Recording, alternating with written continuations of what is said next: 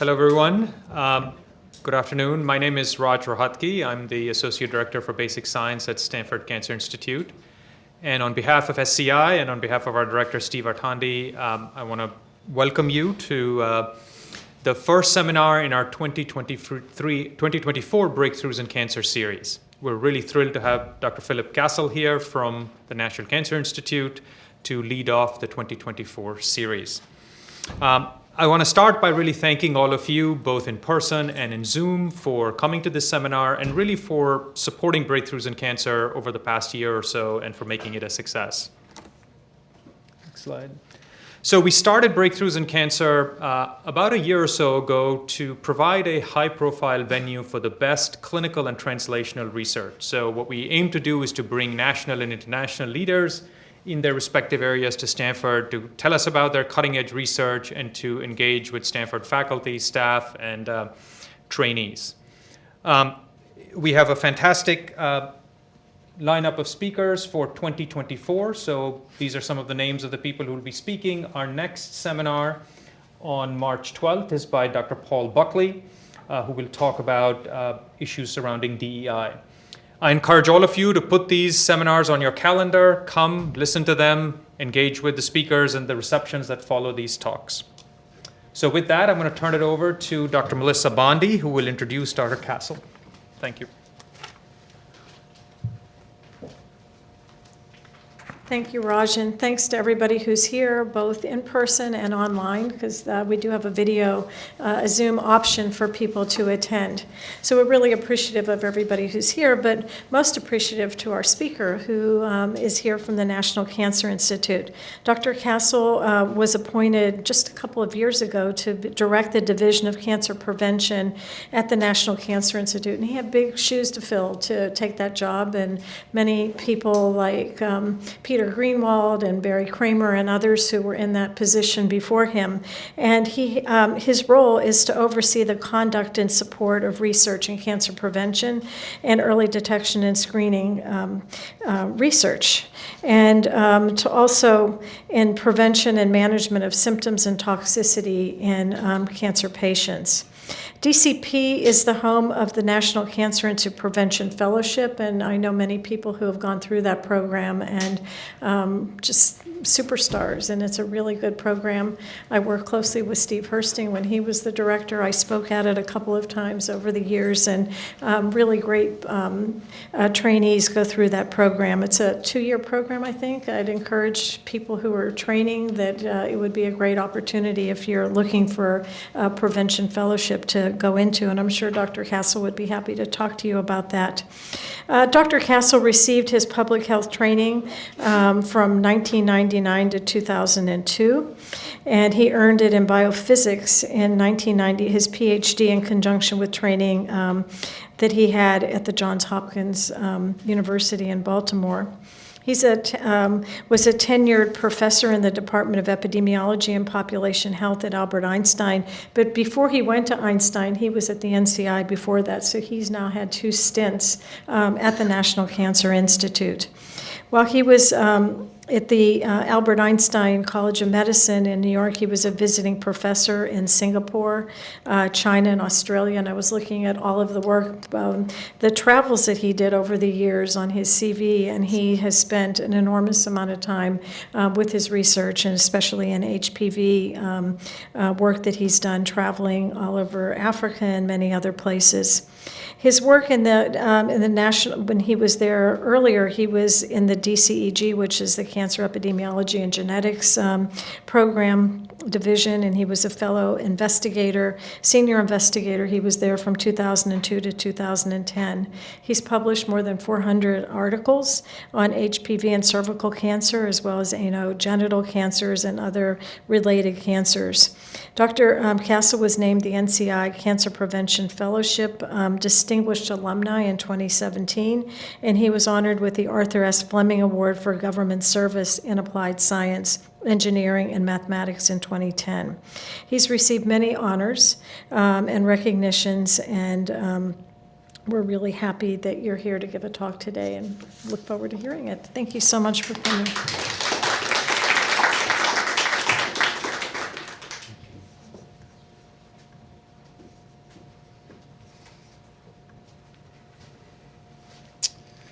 Well, it's a real honor and privilege to be here. This is my first time on campus, so long overdue.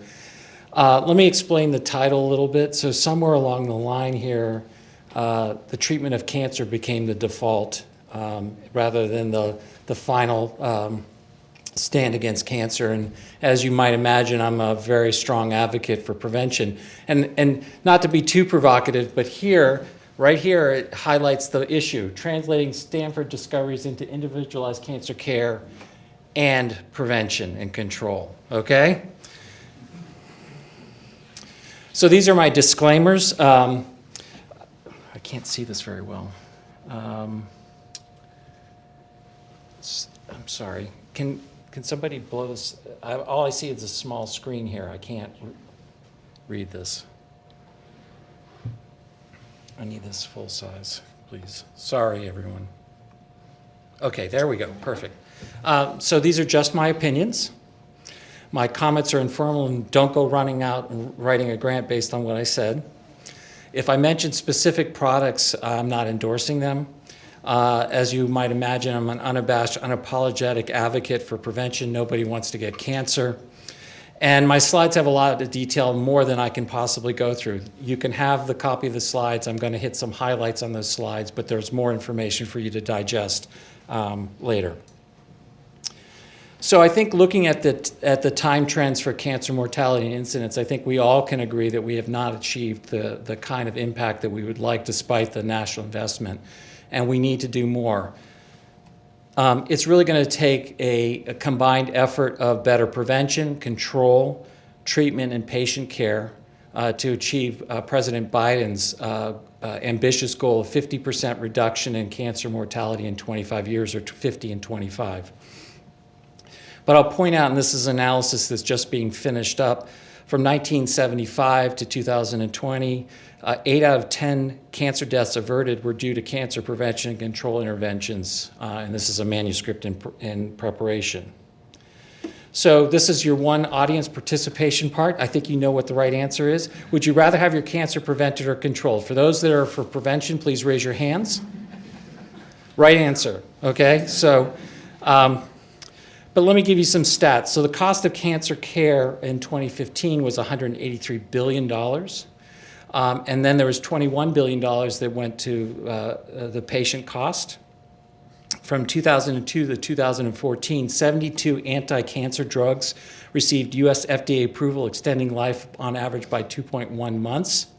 From 2006 to 2017, 86 cancer therapies for solid tumors received US FDA approval, extending life by an average of 2.5 months. From 2009 to 2013, 39 of 68 cancer drugs approved by the European regulators showed no improvement in survival or quality of life. Now, that isn't to say that prevention is easy, and this is a great paper. If you've never seen this paper or you haven't looked at it in a while, this is from Harvey Feinberg, talking about the paradox of disease prevention, celebrated in principle, resisted in practice. So what are we going to do? Well, one of the struggles in prevention is it's invisible. It's a statistical argument. We reduce the risk. We don't actually know who we prevent cancer, and we just say that we've reduced the risk by 10%, 20%, or X number of cancers averted in 100,000 people. There are no champions of cancer, right? We don't have cancer champions. We have no cancer champions, which is what we need to bring forward, is that nobody wants to have cancer. So how do we improve it? Well, I think we need to start paying for prevention, and we need to make it cheaper than free. So we need to provide financial incentives both to the provider and the patient to reduce, to get more prevention going, because it is going to save money.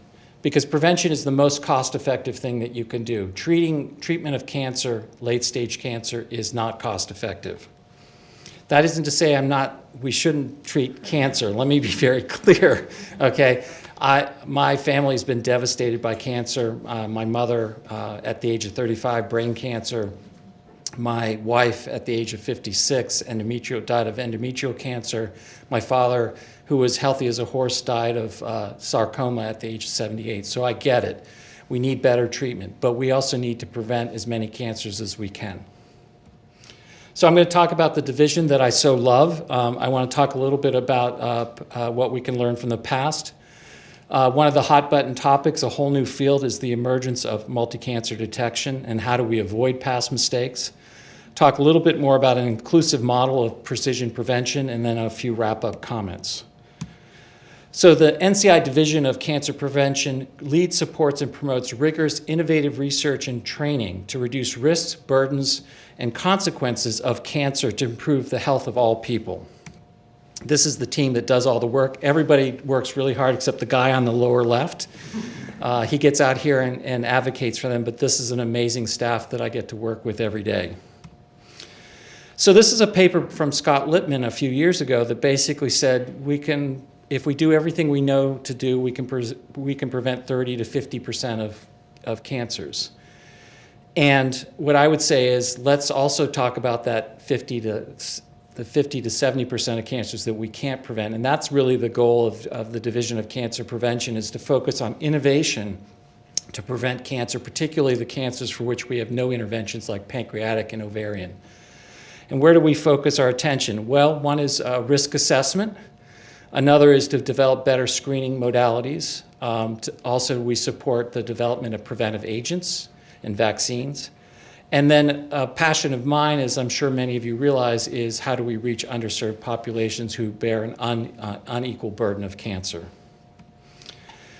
Much of this needs to be anchored, but not exclusively, in the underpinnings or the understanding of carcinogenesis. The more that we understand natural history, the more that we can intercept it.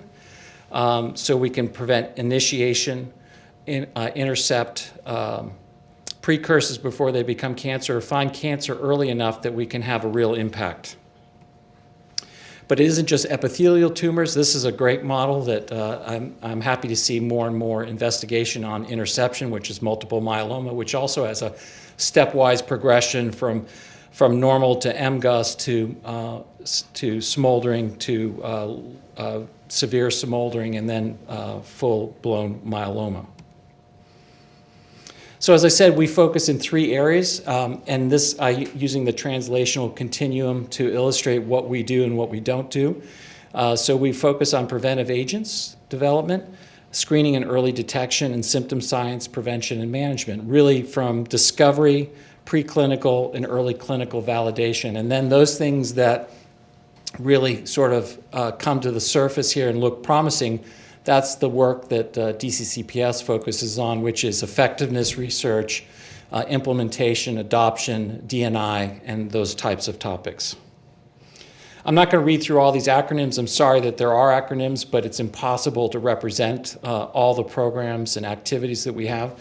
But what you can see here is that we have new activities in discovery. CAPIT was opened and just actually completed adding one more site, which is an agent and target discovery.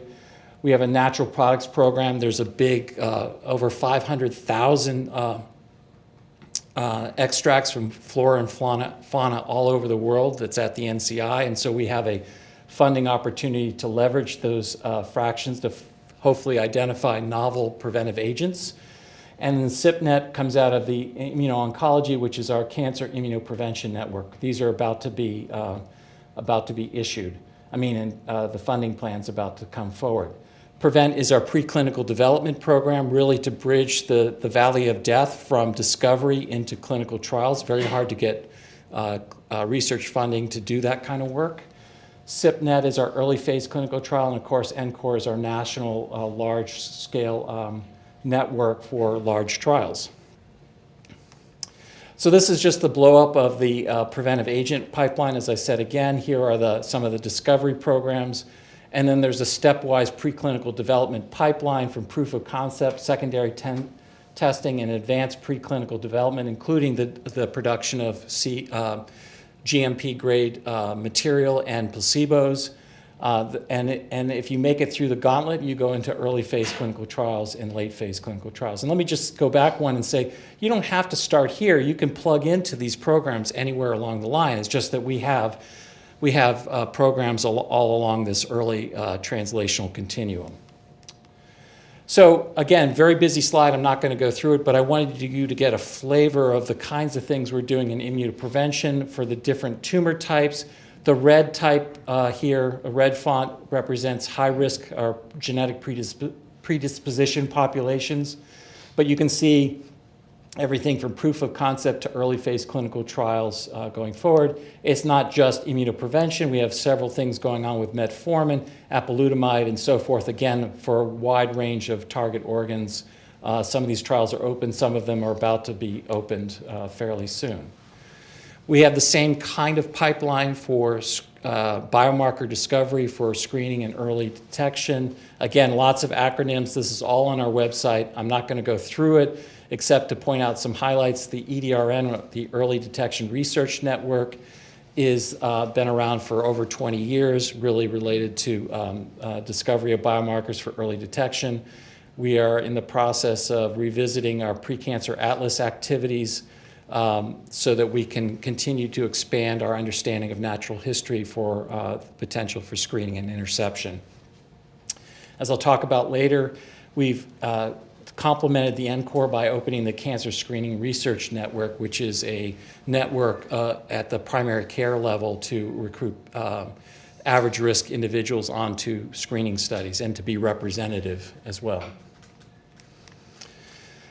These are some of the discoveries out of the EDRN related to detection, classification, and management. Again, this is for informational purposes. We don't have enough time to go through this, but a wide range of cancers, including our contribution to the development of CancerSeek.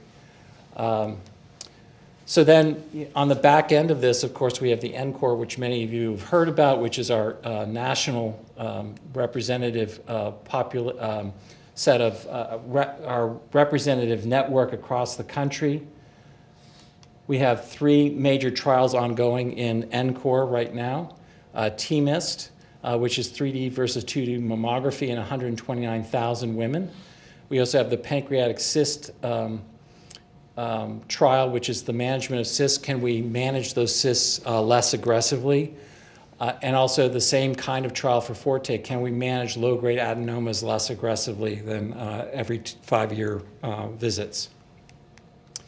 We've just launched the Cancer Screening Research Network, which has Access Hub Steering Committee, a Statistical and Data Management Center, which is the Fred Hutch, and also a Coordinating and Communication Center, also based out of the Fred Hutch. And you can see the different sites, Henry Ford, Colorado, North Carolina, Virginia Commonwealth, WashU, and so forth. And now we're also working with the Department of Defense and the VA to expand that network. So we're very excited about this.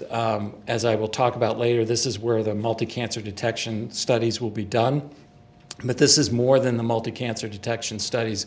This is I hope to be an ongoing screening network to do novel studies for screening and management of average risk individuals. I also want to highlight the importance of symptom management. So on the left here this is a systematic review that came out in Lancet Oncology in 2019 showing that all of these symptoms and the management of them were associated with better outcomes. And then the famous paper out of New England Journal about 15 years ago showing that early palliative care increases survival. So it's a comprehensive strategy if we really want to improve the care in the population. It isn't just the treatment of cancer or the prevention of cancer. We need those 4 legs of the stool all working together seamlessly to really affect the burden of cancer in the population. More on symptom management, focus on mechanisms of action for those chronic adverse events, rigorously characterize the clinical syndrome for the toxicity or symptom, and capture how patients functions and feels through patient-reported outcomes. We're actively involved in the HEAL initiative. Again, way too much for you to digest in a talk, but I just wanted you to understand how active we are in the HEAL initiative, which is the use or understanding the use and abuse of opioids. So the categories are pathophysiology of pain, modeling and endpoints and biomarkers, device and therapeutic development, clinical studies, and quality of life, and training and career development. I pointed this out that we had a seminar a couple weeks ago with Patricia Gantz talking about some of her work on symptom management. And I went back to one of her review papers that came out a couple years ago. And really, what I like about this is really sort of a comprehensive view of what causes symptoms and how it relates to mortality. And I put this up not to go through the details, but really to highlight that we need to bring a precision medicine approach to symptom management and cancer survivorship. We do it everywhere else in cancer care and in medicine in general, but we understand very little about what causes symptoms, why there's variability and heterogeneity between people, and then how do we mitigate those symptoms. And I can tell you from my own experience watching my wife go through this, is it was completely empirical. The physician would say, or the oncologist would say, try this for your nausea, come back in 2 weeks and let me know how it goes. But that's a losing strategy, because in those 2 weeks while you're suffering from nausea, you're not getting enough nutrients, your clinical performance goes down and down and down. We need to take symptom management seriously, and we need to bring the best science forward to do that. And it's no joke, as the number of people who are getting cancer care grows and the number of cancer survivors, this is not a problem that's going to go away. We need to start to get out in front of this. We also work with DCCPS on cardiotoxicity, and this has also been in collaboration with NHLBI. I always get that acronym backwards. DCP focuses on prevention mitigation of this toxicity, as illustrated via clinical trials investigating agents and interventions such as statins, beta blockers, combination senolytic and flavonoids, and intensive blood pressure control while receiving treatment for breast cancer. DCP supports an investigator-initiated portfolio and utilizes the NCORE research bases and network infrastructure to support this research. Future efforts will include deeper cardiovascular phenotyping and endpoint work with the Division of Cancer Treatment and Diagnosis treatment trials. So let me switch to some lessons learned. And I was talking to the trainees today who I had the pleasure of having lunch with, and I think it's worth revisiting why have we made so much progress in cervix, although we haven't really prevented nearly the number of lives we should. Well, first, we have a slow-growing cancer. The average time from HPV exposure to cancer is 20 to 25 years. We have a single etiologic agent, HPV. The tissue is very accessible for sampling, not a vital organ, and not heavily innervated, although I say that not having a cervix myself. It's a small area of susceptibility. The vast majority of cancers occur only in a small annulus of tissue, the squamocolumnar junction. Vaginal cancer, or the vagina, is highly exposed to HPV, but vaginal cancer is exceedingly rare. So there's an interesting molecular physiologic interaction between HPV and that annulus of tissue that we don't really understand. The Pap test helped elucidate the natural history, including identification of the precursor that serves as the surrogate for cancer. As I was telling the fellows today, if we had to do the HPV vaccine trials with a cancer endpoint, we might not have an HPV vaccine. The fact that we could use CIN3 as our surrogate and know pretty confidently that if we prevented CIN3, we would prevent cancer was a huge leg up, really accelerated the validation of these vaccines.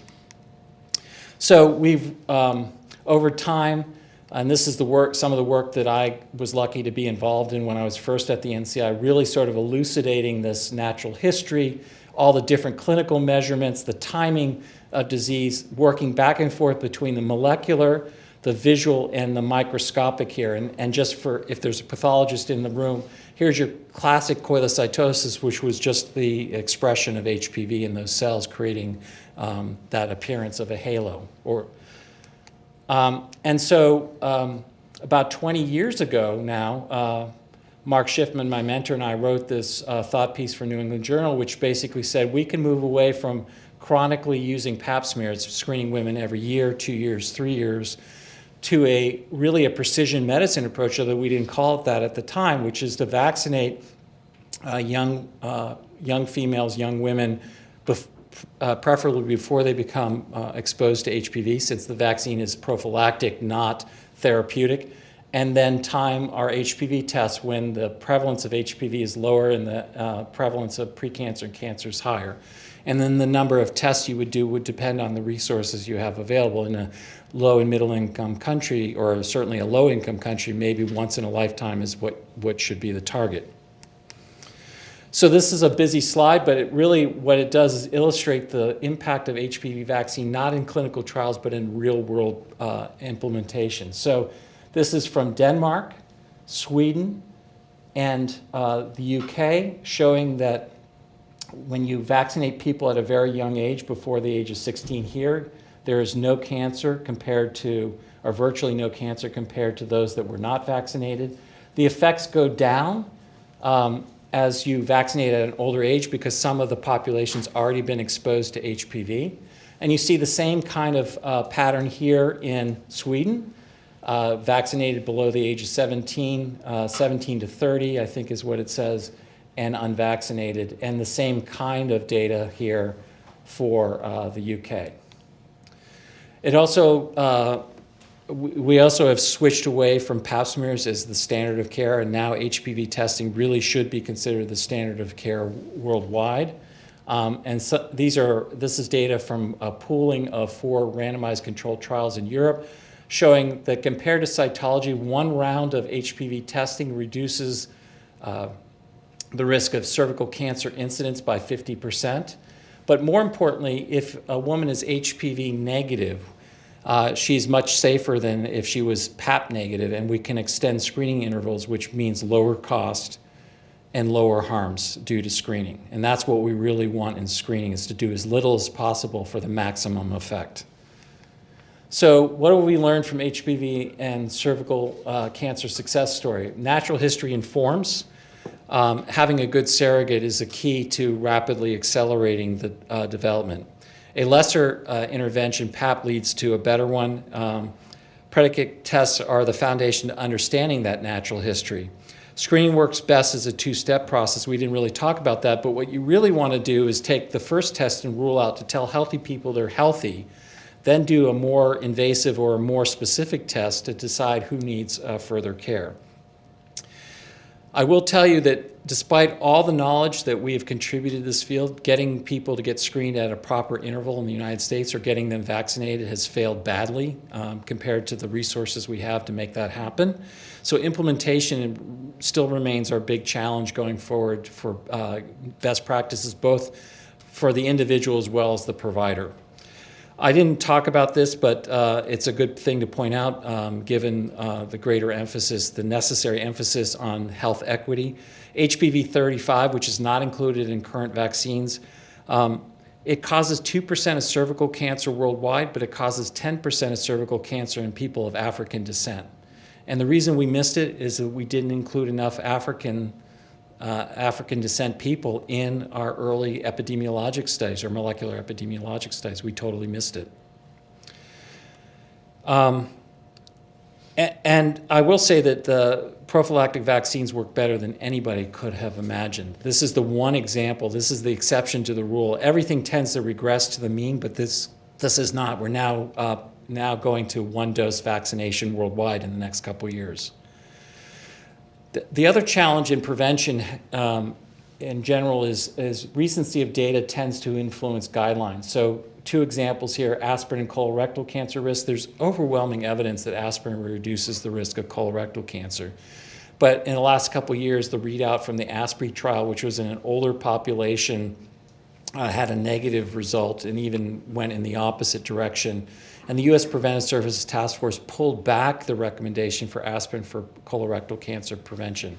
And it certainly should be done in Lynch syndrome patients, but I think it's reasonable to consider using it on a population level. The evidence is overwhelming, but that last paper really had an influence, and it didn't have a long enough follow-up time to make that recommendation.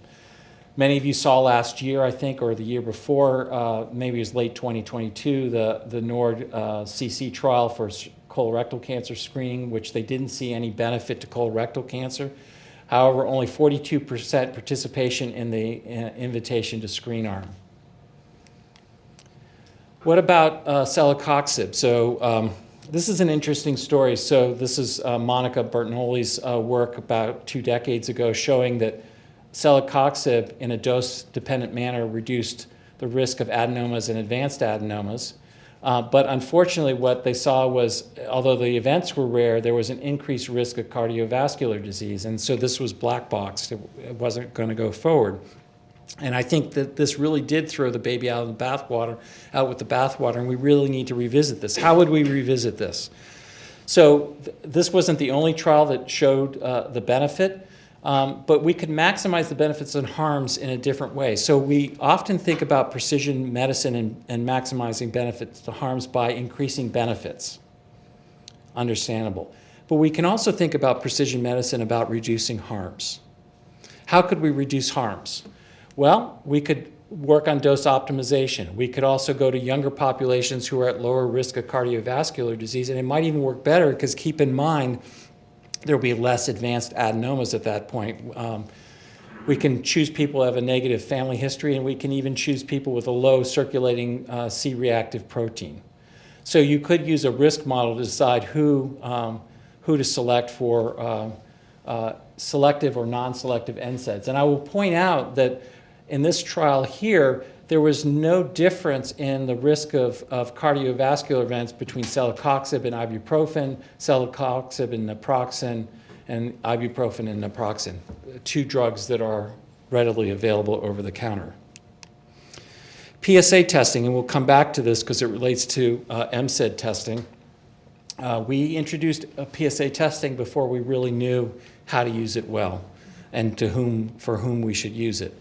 And so what happened is there's been this flip-flopping. By the 1990s, the PLCO had a readout which saw no benefit. The ERSPC trial showed a benefit, but there were a lot of harms associated with PSA-based screening. By 2012, the U.S. Preventive Services Task Force pulled back all recommendations of PSA, then brought it back for informed decision-making. But how could we make this better? And I was talking to John about this, John Witt, today, and talking about a risk-adapted or risk-informed screening and management strategy in which we took everything we know about PSA and PRS and perhaps other risk factors like being African descent and designing a guided trial in which we would decide what care you needed based on clinical action thresholds. So you decide these agnostically, and you would get treatment if you're above this. If you're in this risk band, you would get biopsy. If you're in this band, you would get active surveillance or every annual screening, extended screening, and there might be a risk so low that the best thing you can do is to leave them alone. Another point that we'll come back to in multi-cancer is that a lot of people want to use advanced stage cancer reduction as an endpoint for a trial, and many of you are aware of the UK CTOX trial, which in 2016 reported a reduction in advanced stage cancer, and everybody was excited, of course, because ovarian cancer is such a lethal cancer, only to find 5 years later when they went to the end of trial analysis that there was no mortality benefit. So we can't just assume that reduction of advanced stage cancer is going to lead to a mortality benefit, which is the whole point of screening, or the main point of screening, I should say. So what are the lessons learned? A lot of points here, but let me jump to these because they relate to multi-cancer. Leaping before looking, PSA can be saved by using a risk-adapted approach, but we didn't know how to do that when we introduced it. We didn't know how best to use it, and we brought it into the population, and we paid the price for that. Advanced stage cancer is not a proven endpoint for mortality for many cancers. All right, so multi-cancer detection. So this is a cartoon that my communication staff developed. This is the tip of the iceberg. I can tell you now, I mean, my gut, I haven't enumerated all of them, but I would say there's probably at least double the number of companies developing a multi-cancer detection test. There's probably 50 academic centers that are also developing a multi-cancer detection test. I've never seen anything like this in diagnostics. I mean, the energy, the money is a big deal. This is a field. This is not a fly-by-night kind of thing. So the cartoon here is, I think I'd like to have an MCED test, Doc, but which one? And I'll point out, I had a great discussion with Allison this afternoon about what would you do if you had a genetic predisposed population? How would you pick an MCED? Wouldn't you want to pick it related to their cancer risk, not just anyone off the shelf? So that just to illustrate that point. So the background is each MCED assay measures a different molecular profile in the blood for a different set of cancers. A positive result is a signal for cancer, but does not diagnose cancer. Some tests suggest a tissue of origin, sort of a probability score. Some tests require extensive imaging after a positive MCED test. It's a moving target. Many of these tests continue to be developed. I mean, this is sort of a general problem. I was talking to John again about this. In the AI field, AI-based algorithms continue to learn. So we're used to, looking at a test at a single snapshot and saying this works or this doesn't work. How do you deal with something that's continually evolving in terms of regulatory approvals? This is a subset of the subset of the subset, right? So you can see here, of these companies that I've listed here, they have different technologies and they target different cancers. So they're almost not comparable to one another in terms of outcomes, even if you could do a bake-off kind of randomized controlled trial. And then, as I said before, you'd want to pick one of these. If you knew something about a person's cancer risk, you'd certainly want to pick that. So if you were a BRCA carrier, well, the Acela has breast and pancreas, but it doesn't have ovary. And if you were a Lynch carrier and you're a woman, you would certainly want something for colorectal and endometrial, just to illustrate that point. So there are many, many unknowns about these tests, including what are the actual benefits and harms. The key benefit, does it save lives, which we don't know. We don't even know if it reduces advanced stage cancer, which is the claim of one company, unproven claim of one company. Harms from using the MCED assays could be many. We don't know how to manage a positive MCED. And in fact, we have a whole working group in which it's an intramural, extramural group just discussing what do we do with the result? Where do they go? What if it comes up as pancreas or ovary? How do we manage that positive? What does it mean if you have a positive test and no cancer's found? Do you screen them again? Do you screen them more frequently? Keep in mind that some of them have this tissue of origin, so there's a probability score. So let's say the first one is 90% and you don't find it. The next one is 5%. You go to that, you don't find it. How far down that list do you go to find the cancer? When do you release them into the wild? How many unnecessary invasive procedures will result from these tests? Will people stop getting the standard of care screening if their test is negative? And why is this important? It's important because not only does colorectal and cervical cancer prevent cancer mortality, it prevents incident cancer, which these tests will not do.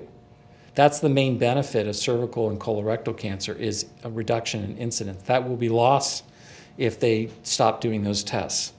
Will the blood test make screening more accessible, or will it exacerbate disparities? I think that's a real question for us going forward. And will these tests lead to overdiagnosis of indolent cancers?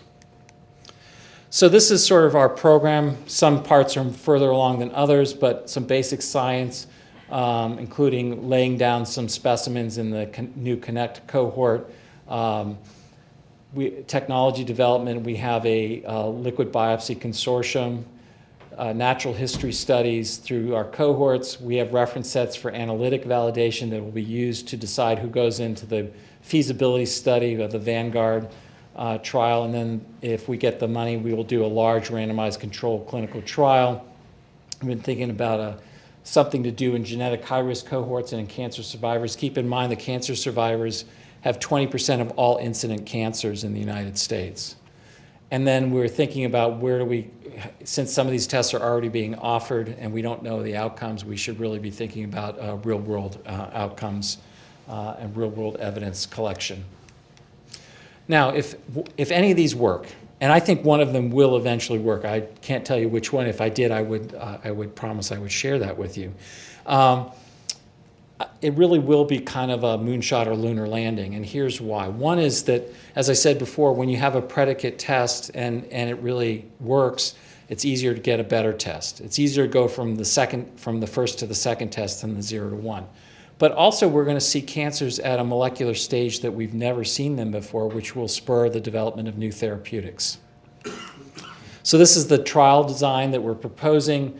Each MCED has its own arm, and then we're comparing death rates for the targeted cancers against the no MCED standard of care arm here. If we have really a lot of money, then we'll have 3. I know I'm running out of time, but let me talk about precision cancer screening and prevention strategies. We typically focus, when we talk about precision, on the what. Novel strategies, pathways, targeting pathways. But I want to suggest that we can have a more inclusive model. We need to start think about that in our research, which is, and you're familiar with this one, which is population risk, but looking at biological, non-biological risk factors, such as social determinants of health.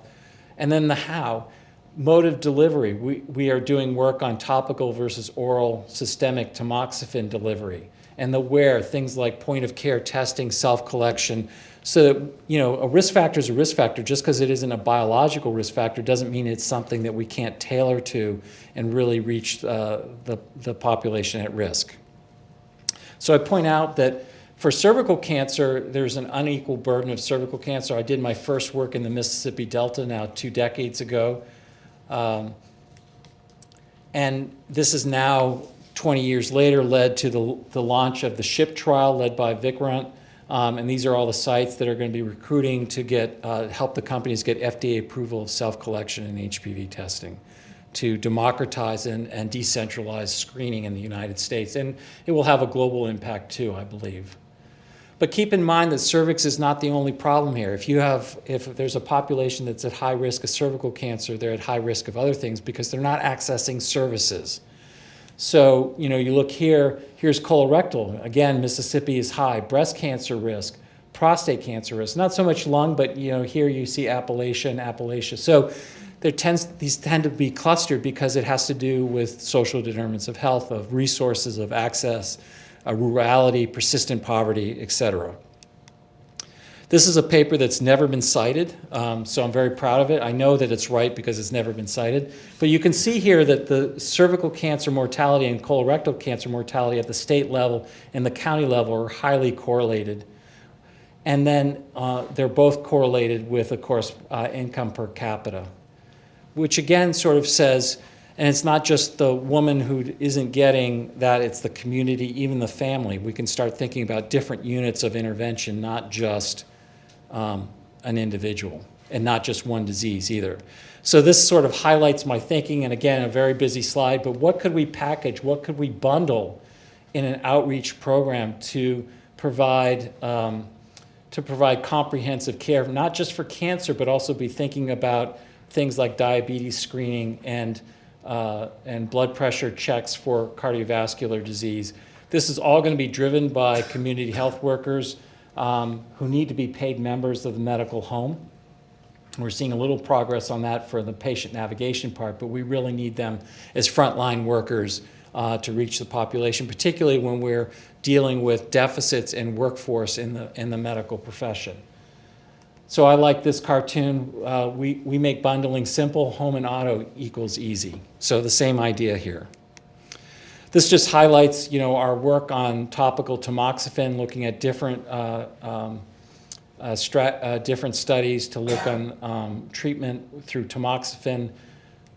One of the challenges we've seen so far is that we can deliver the tamoxifen, but we can't get the active agent endoxifen into the tissue. I can't see it right here. So very low levels compared to systemic tamoxifen. So we really have to work on the biology. But the principle of this, to deliver the agent to the organ at risk, is spot on. And we need to do more work on this to reduce the harms of systemic delivery for tamoxifen and other drugs. So I'm going to wrap up here very quickly just to say that we work very closely with our friends in DCCPS on these National Cancer Plan aspirational goals on the prevention of cancer, to detect cancer early, eliminating disparities, and deliver optimal care. We do complementary activities, but really both divisions want to emphasize the importance of prevention and control in the national plan to reduce the burden of cancer. We have to prioritize prevention and control to bring it up to the same levels as oncology.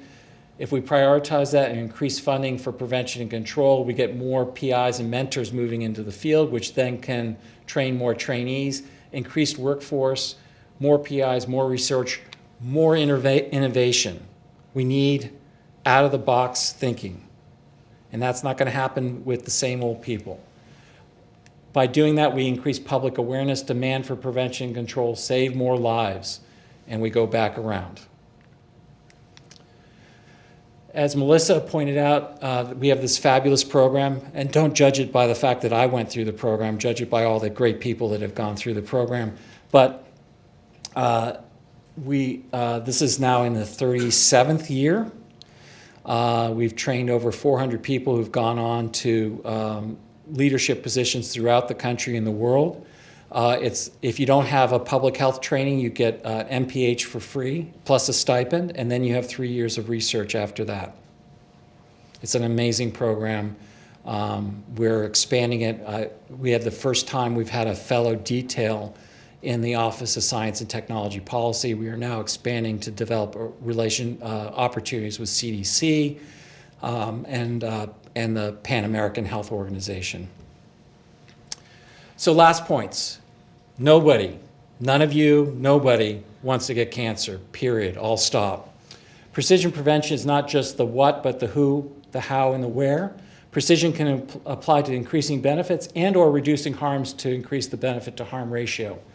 Not all years life gained are created equal. The quality of years of life gained is much greater for prevention and control than treatment interventions. Cancer prevention is challenging, but the payoff, keeping healthy people healthy, is priceless. And with that, I'll say thank you and leave you with these 2 cartoons.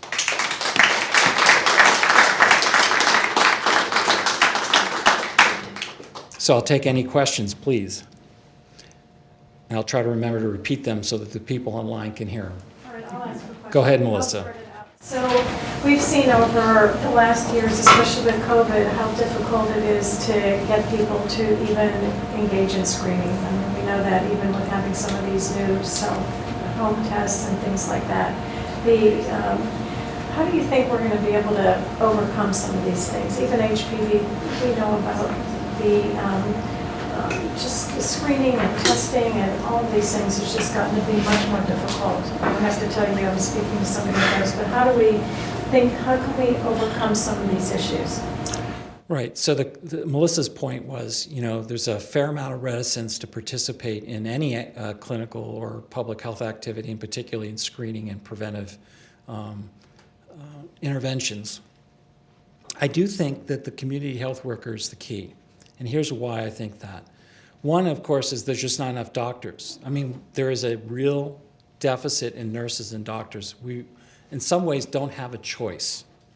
And if you think about, and many of you have, I'm sure, traveled elsewhere in the world, if you think about going to low and middle income countries, there's much more of a pyramid structure. The doctors are saved for the most intensive, most complicated interventions, but screening public health interventions, doctors don't do that. They only see the positives or even those that have cancer. So the community health workers are often from that community. They can go into the community and build the trust, rebuild the trust in the medical system. And I don't think we've ever seen the trust lower in the public health and medicine profession than we have now. So we have to rebuild it. The way to do it is to train people who are from those communities, who look like they're from those communities, who have traction in those communities to get people to do what they need to do to prevent cancer. So we have to build a new system. We have to have a public health infrastructure that we've never had in the United States. And it doesn't start with clinicians, because public health is not a medical intervention. It's prevention. It's working on the ground, boots on the ground, having people who know those populations to say, I've done the screening. You're going to be fine. And if you have a positive result, I'm going to then serve as your patient navigator, and I'm going to get you to where you need to go in the complicated healthcare system to get the care you need. That's how I think it What gets. about the impact of social media and the negative impact of that? That's what we're trying to overcome. Yes, I know. The misinformation, the disinformation. Again, although they go there, I still believe that the community health worker will be more trusted than the internet, ultimately. But we have to invest in that workforce. I mean, in the past, the way that, we talk about community health worker, but we thought somehow we weren't going to pay them. Like, what? None of us are working for free. Why would we expect a community health worker to work for free?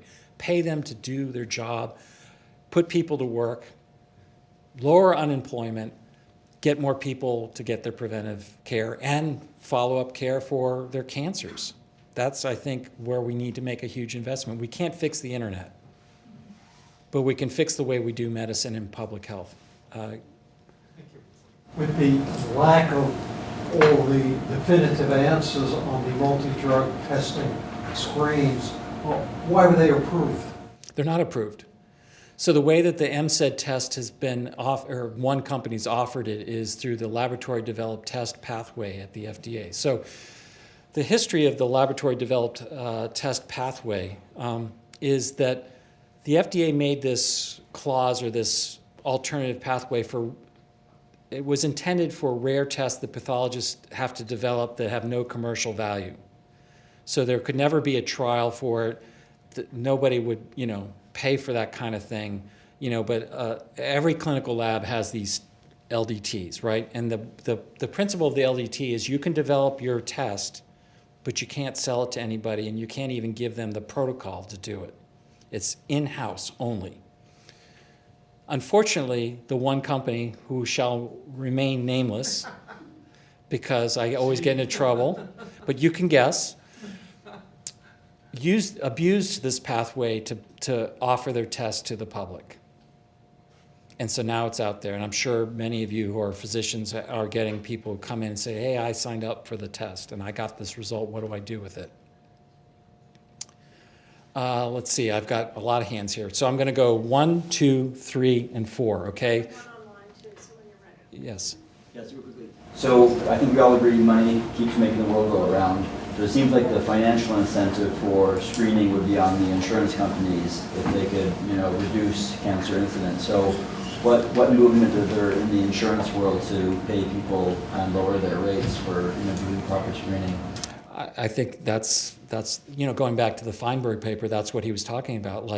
And also how do employers get involved in preventive activities, interventions? Because even post-COVID, we're starting to come back. We're here a lot more. What could we offer to reduce the burden of cancer? So I agree that it's in their best interest. It's a good investment, and they should not only save the money for doing it, but maybe invest a little bit and say, if you get your screening, we're going to give you $10. Or even smoking. I know people have looked at this for HIV antivirals, but how much could I pay you to try to stop smoking? And how high would you have to go? I don't know. Nobody's done the experiment. So obesity is taking over the role from smoking as the most important risk factor for cancer. Obesity. Yes. And then we have the GLP-1 drug out there that we don't know whether it has an effect or not on this. How's the division thinking about obesity? How do you deal with this? Is it the obesity itself, or is it the metabolism kind of issue? So the question is about the new obesity drugs, and so we have several funding opportunities to look at mechanism related to these drugs, and we are thinking about how to collect real-world evidence to see whether they have any impact on cancer. I mean, the theory is they will, but don't know. And if they go off the drug, is that we know if you stop smoking, your risk goes down, but I don't think it ever gets down to where you were before you started smoking. But we don't know anything about these drugs. We also have activities around bariatric surgery as well to look at mechanism. I think we have to have, we knew this was coming, and I've made this a priority area going forward, but we also have some funding challenges right now, but we will get after this because it's a natural experiment that we should understand, its impact on other diseases. And I do think that perhaps the NIH might be interested in doing a multi-endpoint evaluation of things related to obesity, because if you're going to study obesity and the effects of anti-obesity drugs, why would you do it for just cancer? That doesn't make any sense. We have to stop, the NIH has to stop thinking in terms of this institute versus that institute, particularly for these common exposures that put people at risk for multiple diseases. That's just smart business. So we need to look at it. So we're on it to the best we can. But if you have good ideas, come with your R1s, or even better, a PO1. We'd love to see it. And I'll remind you that PO1s tend to do better than R1s because of the process of consultation with programs. So just saying. Right there. You've been very patient. Thank you.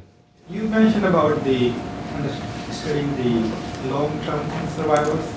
How would that, like what kind of expected output, what kind of output do you expect studying the long-term cancer survivor for prevention?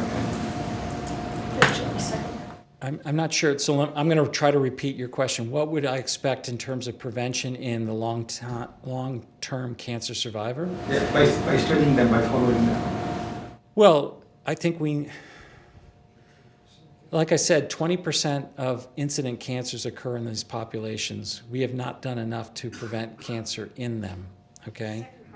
Second primaries. Thank you for Melissa. So I think we need to do trials for this, and in a lot of cases, they're not at random cancers. Like, these are smokers who had one cancer at one tissue and now are at risk for another smoking-related cancer at another second primary.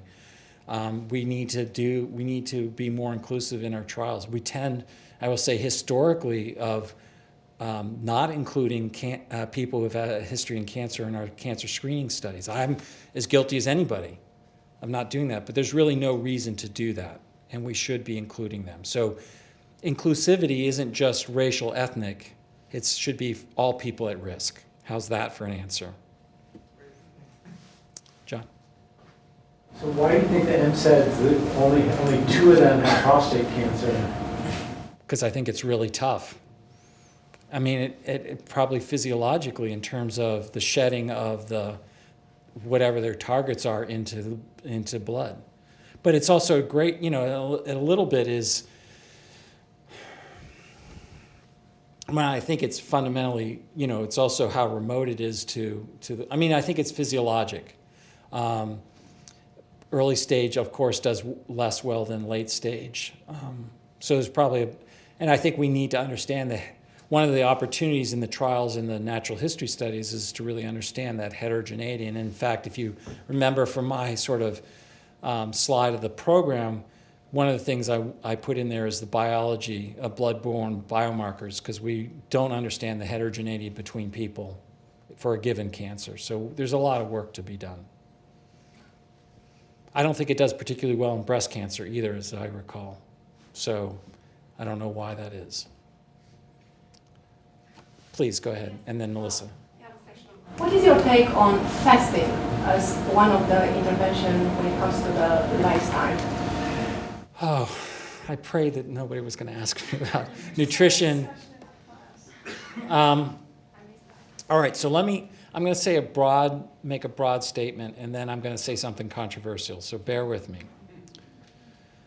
Do I think energy balance and lifestyle play a role in cancer risk reduction? 100%, no question. But I think it's really challenging to narrow it down to a particular food intake, nutrient, behavior.